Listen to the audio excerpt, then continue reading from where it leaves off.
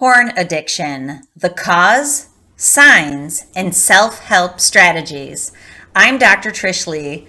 Let's break it down together. In this video, we are going to investigate each one of those three pieces: cause, signs, strategies to leave porn behind. Okay, so let's dig in. Number one, what is the cause of a porn addiction? Well, we know from the science that porn addiction is a true addiction, which means that there is an addictive mechanism happening within the brain of a person who consumes pornography and needs it in a compulsive manner. So true, that might not be everybody, but that is a lot of people these days because porn is highly addictive. So this is the way that it works. Porn hijacks the user's brain within the first few, usually one or two, exposures to pornography. And again, we know from the science that most people develop a pornography addiction in their youth. The average age of first exposure is 8 right now. So this is the way it happens. A young man, most of the time, but it's happening to more and more women these days, a young person is exposed to pornography, and the first time they see it, whether they think it's arousing or not, because a lot of people report to me that they thought it was disgusting, but the first time they saw it, their brain released a large amount of a neurochemical called dopamine. Dopamine is the pleasure-seeking neurotransmitter. So it links whatever you've been exposed to a feeling of pleasure through the release of dopamine. So the first time a young person sees pornography, they get this rush of a good feeling, and it helps them escape the world that can be challenging, the human condition, the world that is difficult for them to exist in. And what happens is they start getting so much pleasure from the screen that there's not as much pleasure in the world anymore. And due to this neurochemical release, the screen pulls them back in. Then there becomes triggers or stressors or boredom that simultaneously pushes them back into the screen. So essentially, a cycle develops in the neuromechanisms in the brain. And it works like this. There's a trigger, stress or boredom.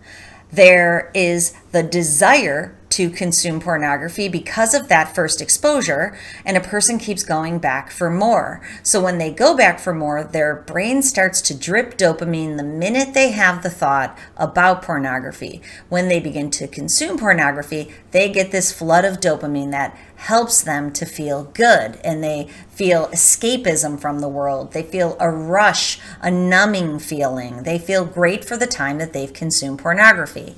Then, unfortunately, after a pornography session, dopamine goes low. Cortisol, the stress neurotransmitter, increases, and a person begins to feel guilt and shame, typically. We know that pornography, this cycle that I'm talking about, is built on shame. Shame starts it, shame keeps it going. So at this point of the cycle, they feel shame, which triggers them again to go back for more dopamine in the screen. What happens is, over time, the brain is desensitized to the level of stimuli that initially gave them this rush. So unfortunately, then people have to consume more frequent, more consistent, and more intense pornography to feel the same way that they did that first or second or first 100 times. And the cycle begins and continues. The person keeps going back for more of that feeling, but then needs more to get the same feeling. It's called habituation, and that is the addictive neural mechanism in the brain. So we know that that is what happens in pornography consumption, leading it to become an addiction for many people. Now, what are the signs? I've started to allude to what the signs are. A number one way that you can know if you have a pornography problem is if you need to keep going back for more. So I encourage you to try to quit. Try to abstain from the regular amount or frequency or types of pornography that you're consuming and see what happens to you. If there is a level of dependency or compulsion, the need, the feeling that you need to watch it, then it's likely the addictive mechanism is happening in your brain. That's an easy way to give it a whirl and see if your brain has developed that addictive mechanism. At the same time, if you have guilty feelings, or if you lie about consuming pornography, or if you lie about the amount, if you're keeping it from someone, if you have a partner and you're keeping this from your partner, the compartmentalization of your life can lead to a Dr. Jekyll and Mr. Hyde effect, which can create shame.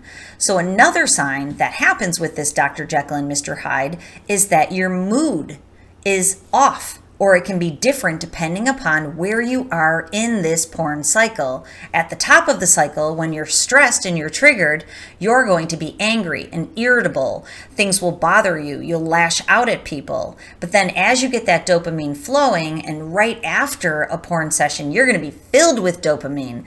That's when you're going to be the happy version of yourself. So if your mood goes back and forth and people don't know what version of you they're going to get, it's likely your brain is in this cycle.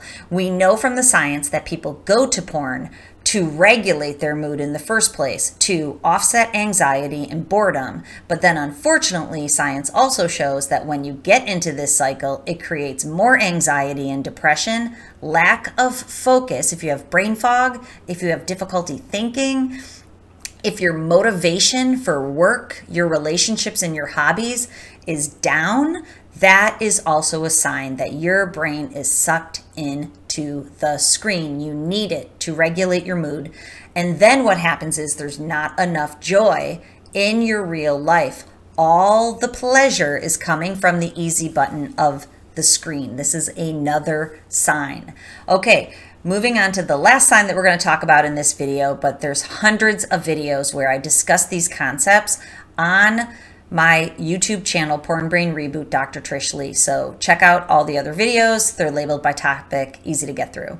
We are going to talk about the third sign here is that things are off in your sex life. So your sex life changes.